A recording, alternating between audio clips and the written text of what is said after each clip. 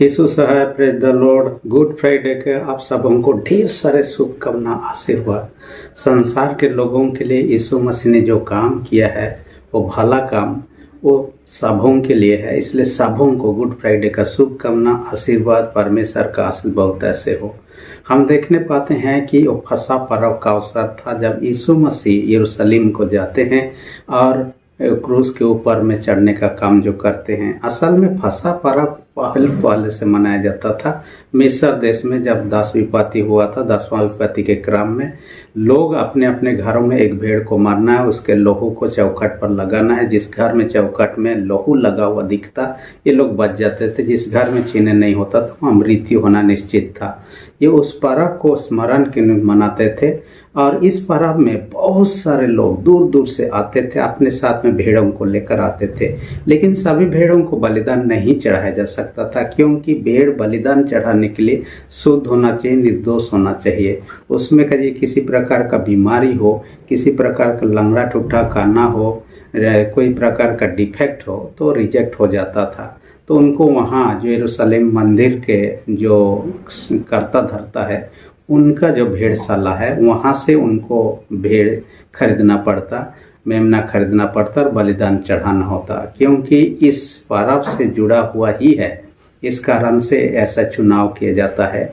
तो संसार के लोगों का पापों के लिए कोई ऐसा भेड़ नहीं जिनको बलि चढ़ाया जाए, ताकि संसार के लोगों का पाप से उनको छुटकारा मिल सके, पाप क्षमा मिल सके। इसलिए एक उपाय किया गया है। यहाँ तो धरती पर कोई नहीं, स्वर्ग से मंगाया गया, यानी कि स्वर्ग से यीशु मसीह को इस दुनिया में आना पड़ा, परमेश्वर का मेमना बन के। इसलिए यूहन्ना 1 अध्याय उसका 29 पद में कहता है, देखो परमेश्वर का मेमना जो जगत का पाप उठा ले जाता है। यानी जगत के लोगों का पाप उठाने के लिए यीशु मसीह को परमेश्वर का मेमना बनकर इस दुनिया में आना पड़ता है।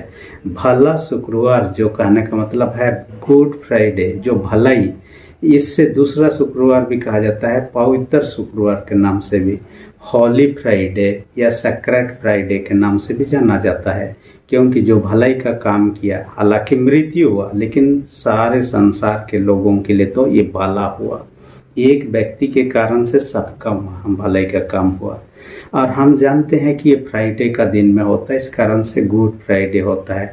और ये गुड फ्राइडे का यदि हम देखेंगे दिनचर्या को यीशु मसीह का, बीफे का दिन में क्या करते हैं, अपने चेलों के साथ में फसह खाते हैं। जैसे कि फसह पर्व पर फसह खाना अनिवार्य था उनके लिए, तो अपने चेलों के साथ खाते हैं। और आधी रात को वो गेत्सेमनी बारी में जाते हैं। इसलिए जब ये वहाँ प्रार्थना कर रहे थे चेलों के साथ में, लगभग 12 से लेकर 3 बजे के बीच में उनको अरेस्ट कर लिया जाता, पकड़ लिया जाता है। और उसके बाद अरेस्ट के बाद सुबह 6 बजे तक में उनको विभिन्न जगह पर न्याय किया जाता है। हन्ना जो रिटायर्ड महायाजक था, फिर कैफा महायाजक के पास में, फिर स्नेहद्रीन सभा होकर निर्णय लेते हैं, उस पर दोष पे दोष लगाते हैं, लेकिन कोई ठोस दोष नहीं पाते हैं। फिर भी दोषारोपण कर साबित करने का कोशिश करते हैं। सुबह होने के बाद में 6 से लेकर 9 बजे तक के बीच में ये लोग पिलातुस के पास जाते हैं। पिलातुस हेरोद के पास भेजता है, हेरोद फिर वापस लाता है। ऐसे करके टाइम बीतता है और अंत में पिलातुस को उनके जोर जबरदस्ती पर यीशु को क्रूस में चढ़ाने के लिए अनुमति देना पड़ता है। क्रूस पर चढ़ाने से पहले यीशु मसीह को कोड़ों से पीटा जाता है। हालांकि 40 कोड़ा पीटना होता था, लेकिन अपराधी को 39 से पीटा जाता था, क्योंकि यदि पीटने वाला व्यक्ति गलती से 40 के बदले में 41-42 पीट दे, जो गलती का साजा पा रहा है अपराधी, वो गलती पीटने वालों के ऊपर में आ जाता था। इसलिए 40 के बदले 39 कोड़ा पीटा जाता था। इतना पीटने के बाद व्यक्ति का हालत खराब हो जाता था। फिर भी उनको क्रूस ढोकर गलगथा पहाड़ तक लेना पड़ता था, जो हिंदी में खोपड़ी का स्थान भी कहलाता है। और वहाँ पर लेना भी एक चुनौती भरा काम है, क्योंकि गाली होकर जाना है, क्रूस ढोकर जाना है। एक व्यक्ति जो सैनिक होता था, उसका जो भी अपराध होता था तख्ता पर लिखा हुआ, उसको आगे आगे लेकर जाता था। लोग देखे कि कौन सा अपराध किया है जिसका सजा मौत है। तो यीशु मसीह के बारे में यही कि यीशु नस्री यहूदियों का राजा है, ये उन्होंने अपने हिसाब में गढ़ा और लिखा और उनको अपराधी ठहराया। जो भी रहा, परंतु यीशु मसीह को 9 बजे क्रूस पर लटका दिया गया। 9 से लेकर हम कहेंगे 3 बजे, दूसरी बेला का 3 बजे वो प्राण त्याग दिया। इसी घंटा 6 घंटा के बीच में उन्होंने 7 क्रूसवाणी उनको कहा। सो इस 7 क्रूसवाणी के बारे में 2 वीडियो ऑलरेडी मैं बना चुका हूँ, इस पर मैं नहीं बना रहा हूँ। आपको देखना हो तो उन 2 वीडियो को भी आप देख सकते हैं जो 7 क्रूसवाणी पर उपदेश है। तो ऐसे करके हम देखने पाते यीशु मसीह का मृत्यु 3 बजे होने के बाद में यूसुफ और निकोदेमुस आते हैं, यीशु का डेड बॉडी ले मांगते हैं और उसके बाद में कब्र में रखते हैं। महिला लोग देख चुके थे कहाँ कब्र में रखा गया, क्योंकि उसका दूसरा दिन सब्त शुरू होता था, यानी कि शाम को 6 बजे, इसलिए उससे पहले ख़त्म करना था उनको दफनाने का काम। और सब्त का दिन में तो लोग देखने के लिए नहीं आ सकते थे, फिर वे लोग सप्ताह का पहला दिन में आते हैं देखने के लिए। वो हम ईस्टर में चर्चा करने वाले हैं। तो आज का वचन जब देखते हैं, ये यूहन्ना के द्वारा लिखा गया प्रकाशित वाक्य है, जो प्रकाशित वाक्य 5 अध्याय 6 से 9 पद पर हम चर्चा करने। ये यूहन्ना जब पतमुस टापू में वो कैद था, डोमिटियन सम्राट के द्वारा उसको बंदी बनाया गया था पतमुस टापू में, वहाँ पर वो इसको लिखता है। लगभग 90 से 95 ईस्वी में ये प्रकाशित वाक्य पुस्तक को लिखता है। और कहा जाता है कि इसको लिखने पवित्र आत्मा के अगुवाई के द्वारा लिखता है, जो दर्शन पाया है उसी में से लिखता है, इसलिए अपने मन की बातों को नहीं है। अभी भी उस जगह जहाँ पर यूहन्ना लिखा था देख सकते हैं, जहाँ पर मठ बनाया गया है, मसीह मठ सब, जो ग्रीस देश के अंतर्गत में है। ये एक आइलैंड है या तो टापू है जहाँ पर फ्लाइट से जाने का व्यवस्था नहीं है, परंतु ग्रीस देश का एथेंस में पहुंचकर वहाँ से व्यक्ति जहाज से या बोट से जा सकता है और वहाँ पहुँच सकता है, घूम घाम के आ सकता है। वर्तमान का कहा जाता है 2021 के जनगणना के अनुसार उस टापू का जनसंख्या 3000 से ज़्यादा करीब है। जो भी रहा, परंतु ये एक असली जगह जहाँ पर वो बंदी बनाया गया था। डोमिटियन सम्राट 96 ईस्वी में मरने के बाद में वो रिहा हो जाते हैं। वो इफिसुस जो अपने गांव घर था यूहन्ना का, वहाँ रहता है, अंत तक सेवकाई भी करता है और बूढ़ा होके उनका मृत्यु भी हो जाता है। आज का वचन को जब देखने पाते हैं, यहाँ पर शीर्षक मैंने रख दिया है योग्य मेमना यीशु। योग्य मेमना यीशु, जैसे कि अभी हमने चर्चा कर रहा था, योग्य मेमना माने बलिदान के लिए सबको योग्य नहीं ठहरते। बीमार होगा, काना होगा, लंगड़ा होगा, ऐसे मेमनों को, भेड़ों को बलिदान के लिए नहीं चढ़ाया जाता था, रिजेक्ट कर दिया जाता था। यीशु मसीह योग्य था। कौन सा कारण से? 2 पॉइंट पर चर्चा करेंगे। पहला पॉइंट में देखें मारे गए मेमने की शक्ति, यानी यीशु मसीह जो कि क्रूस पर वध किए गए मेमने की शक्ति हम यहाँ कह सकते हैं। तो जो यीशु मसीह में सामर्थ था लोगों का पापों के लिए और दूसरों के द्वारा संभव नहीं था, क्योंकि पाप के लिए लहू बहाना अनिवार्य था। इब्रानी 9 अध्याय 22 पद में कहता बिना लहू बहाए पापों की क्षमा नहीं था, इसलिए यीशु मसीह को लहू बहाना ही था। इस यीशु का क्रूस मृत्यु के द्वारा हमारे पाप क्षमा के निमित्त था। यीशु का क्रूस मृत्यु हमारे धार्मिकता के लिए था। यीशु का क्रूस मृत्यु हमारे अनंत जीवन के लिए भी था। तो उनके द्वारा से बलि अपना प्राण देना, लहू बहाना आपके मेरे लिए है, हमारे पाप क्षमा के लिए, हमारे धार्मिकता के लिए और हमारे अनंत जीवन के लिए, उद्धार के निमित्त था। दूसरा विशेष बात हम यहाँ पर देखने पाते हैं, यूहन्ना दर्शन देखता है, स्वर्ग का दर्शन देखता है।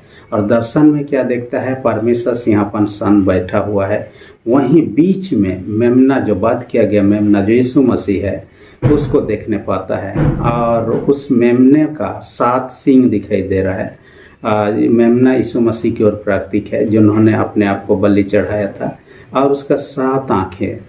और वहाँ पर एक पुस्तक जो परमेश्वर के हाथ में था, कोई भी उसको खोलने के योग्य सामर्थ्य नहीं था, क्योंकि उस पुस्तक में मोहर 7 मोहर लगाया गया था।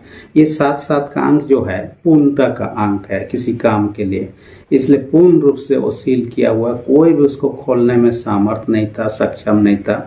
तो यीशु मसीह जो मेमना वध किया गया मेमना था, उन्होंने उस पुस्तक को लेता है और खोलने की योग्य वो होता है। इसलिए कहता है उस मुहरबंद पुस्तक को खोलने के योग्य यही वध किया गया मेमना में शक्ति था। इसलिए योग्य मेमना के रूप में यहाँ पर हमने दर्शाने का कोशिश किया। यहाँ पर 7 सींग दर्शाया गया उस मेमने में। 7 सींग का मतलब है पूर्णता, पूर्ण शक्ति और अधिकार को दर्शाता है सींग। दूसरा 7 आँखों के बारे में यहाँ हम चर्चा पाते हैं। 7 आँखें 2 चीज़ों की ओर दर्शा करता है, ज्ञान की ओर, पूर्ण ज्ञान उसमें था। साथ ही साथ 7 आत्माओं को दर्शाता है और ये 7 आत्मा चारों दिशा में भेजे जाते हैं। कहा जाता है यशायाह इन 7 आत्माओं के बारे में, उसका 11 अध्याय उसका 2 पद में इन 7 आत्माओं के बारे में कहता है।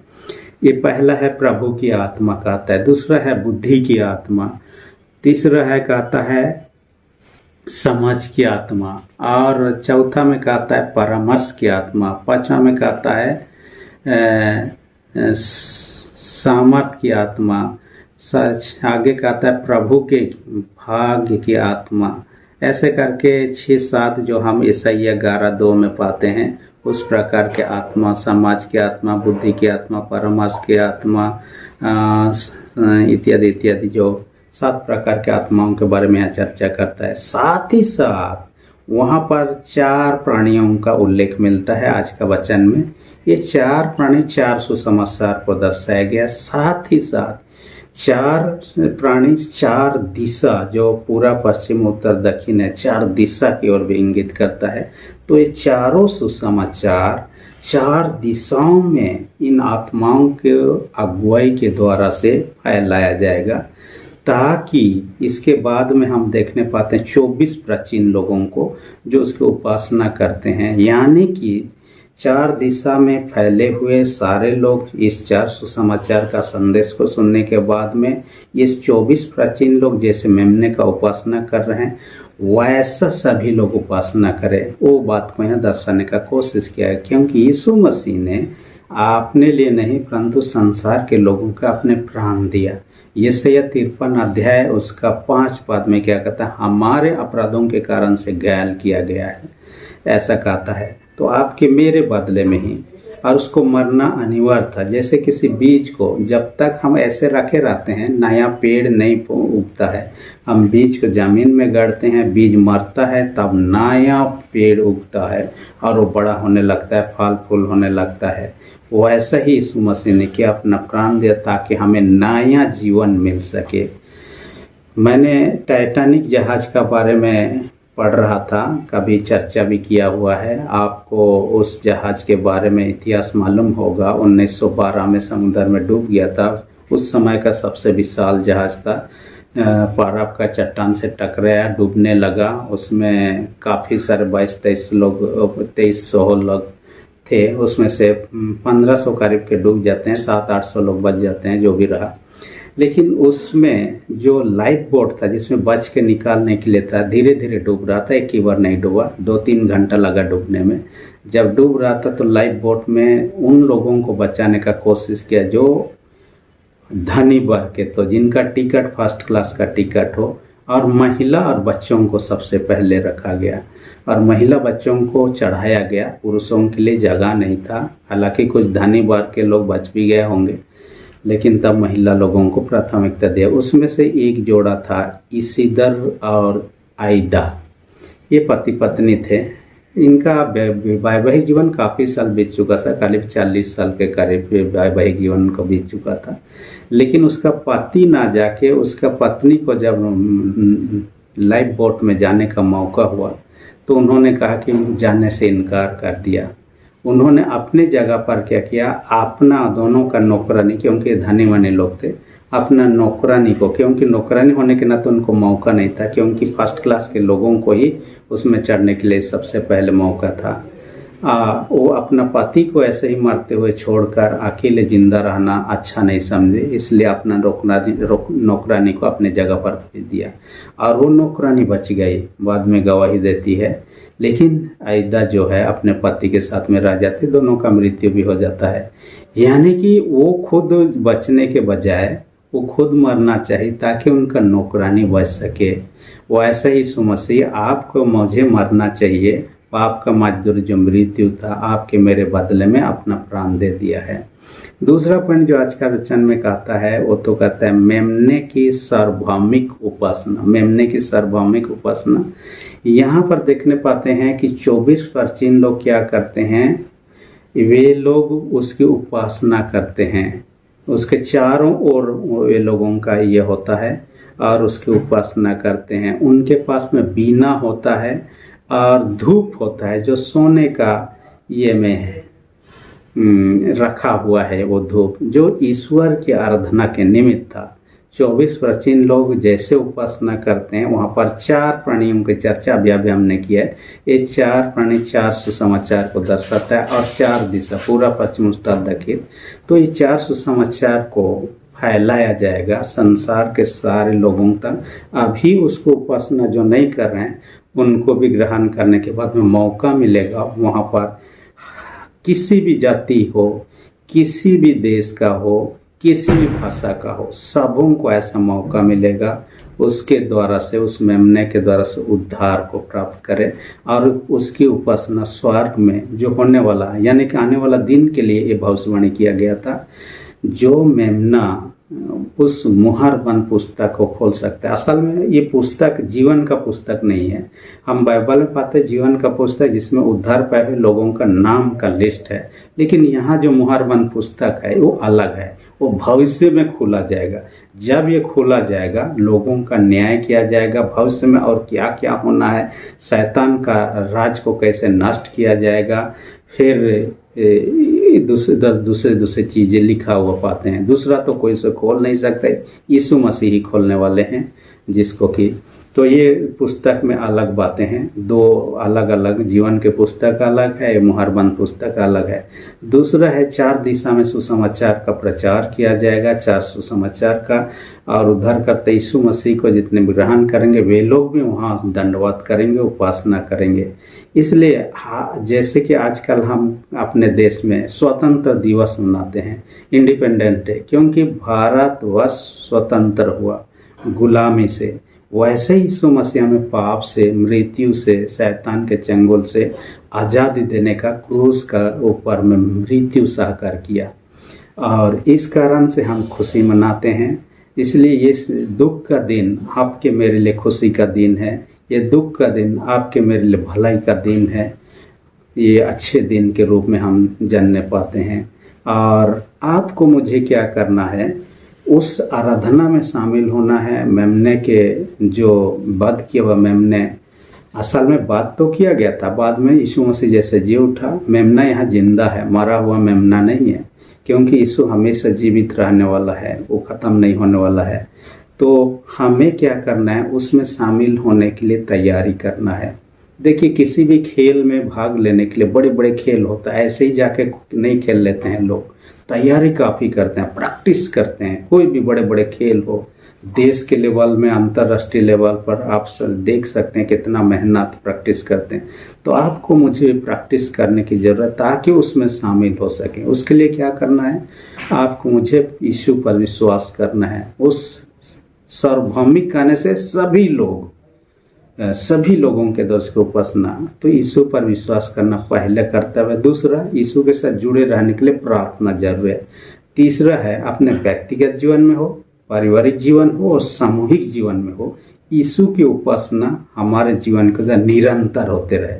और व्यक्तिगत रूप से, पारिवारिक होकर, चाहे समूह में, कलीसिया होकर, सभा होकर, उसकी उपासना होते रहे। और उसके महिमा का सुसमाचार जो है, 4 सुसमाचार को फैलाने का काम हर एक विश्वासी लोगों का कर्तव्य है। उस काम में हम लगे रहें, और ऐसा करने के द्वारा से हम उसके लिए तैयारी करते हैं जो आने वाला दिन में घटना होने वाला, स्वर्ग में ईश्वर की महिमा स्तुति करना 24 घंटा। और ये सच्चाई से होना चाहिए। अभी भी जो प्रैक्टिस कर रहे हैं हम लोग इस दुनिया में, वो सच्चाई से यूहन्ना 4:24 में कहा, परमेश्वर आत्मा है और अवश्य है कि उसके भजन करने वाले या आराधना करने वाले आत्मा और सच्चाई से करें।